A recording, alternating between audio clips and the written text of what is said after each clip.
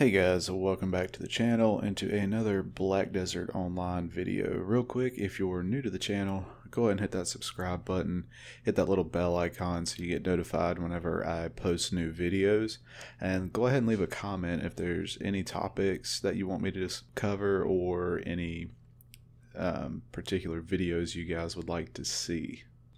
So this is going to be episode 8 of Forgotten Grind Zones, and today we're going to be taking a look at the Roud Sulfur Works. I think I pronounced that right. This is a nice little isolated area that is north of Valencia City. It's not hard to get to, however, if you are, based out of like Heidel or Calpheon, it is a decent ride out here. And if you're autopathing, I would recommend autopathing over to Shakatu, and then make sure you actually ride through the Gahaz bandits. That way you don't come back to your horse being stuck on a trap or a mob, and then your character is dead and you lose gems and experience. Now this area does recommend 210 AP to grind here. I began grinding out here on the regular around 230 AP and didn't have a problem, and at 250 AP plus it's pretty easy to 1 to 2 shot all the mobs. It's very efficient grind out here. There are a few rotations. The one that you see me doing in the video is going to be the main rotation down in the cave in the first area. A nice big loop, which if you have a higher AP, this is where I recommend grinding at. That way that you have time for the mobs to respawn. If you're towards the lower end, like closer to that 210 mark, then I would recommend grinding outside, either right near the node manager in that first open area by making a loop, or up past the quest giver that you get the daily from, which if you're grinding out here, you should definitely pick it up. It's a free Kaffir stone basically.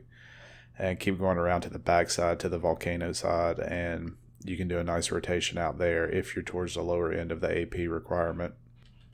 Now, as far as loot drops out here, you have the Black Spirit Claw piece, Ancient Scrolls, tons of trash loot, Blue Sulfur pieces, which is a daily that you can go turn in at the Oasis.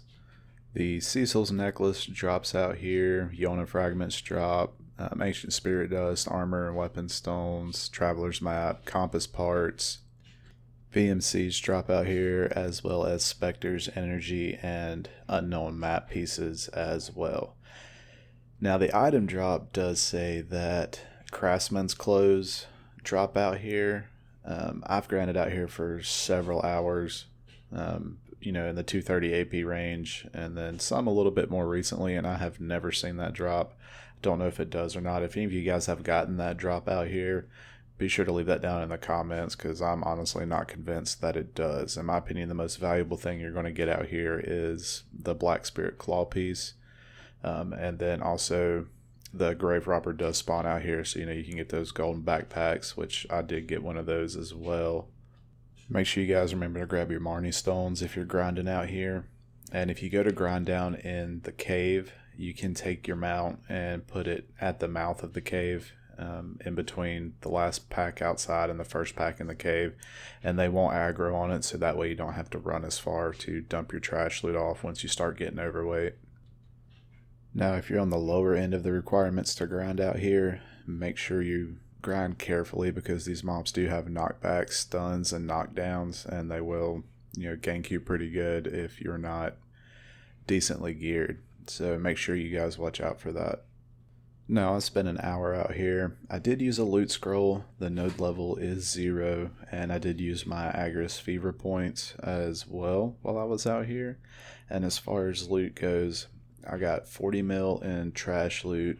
I got 38.6 mil in Ancient Scrolls, 8.5 mil in Armor Stones, 2.7 mil in Weapon Stones, 20 mil in Kaffir Stones, because what I did is I got enough Ancient Spirit Dust to make 5 Kaffir Stones while I was out here, so I ended up using a few of the Weapon Stones and converted them into Kaffir Stones.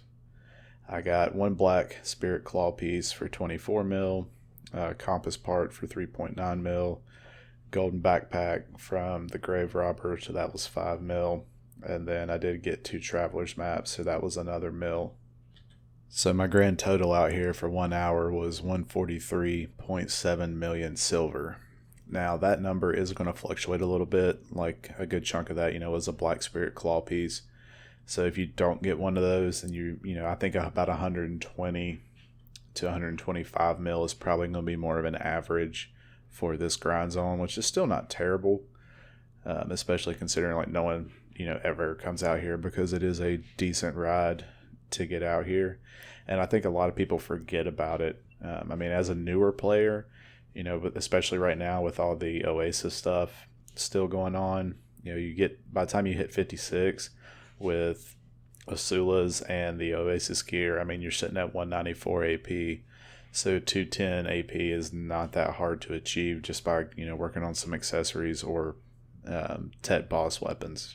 And this is also one of the areas that you can get the Marnie Stone from the mobs that will give you the Marnie Great Box for boss accessories as well. If you guys don't know what that is, that's a Marnie Stone that you can get from the mobs as a rare drop that will give you the Marnie box after you kill 40,000 of the mobs and turn it in.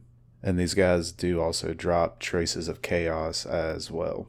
Alright guys, that's going to do it for this video. I hope you guys enjoyed it. Like I said, if there's any videos you guys want to see, just drop it in the comment section down below and I will make that happen for you guys. If there's any topics you would like for me to cover, just let me know in the comments as well, and I will. Be sure to like and subscribe. And check out some of the other videos on the channel if you guys are looking for, different grind spots or different, little tips and tricks to help you make some silver in the game.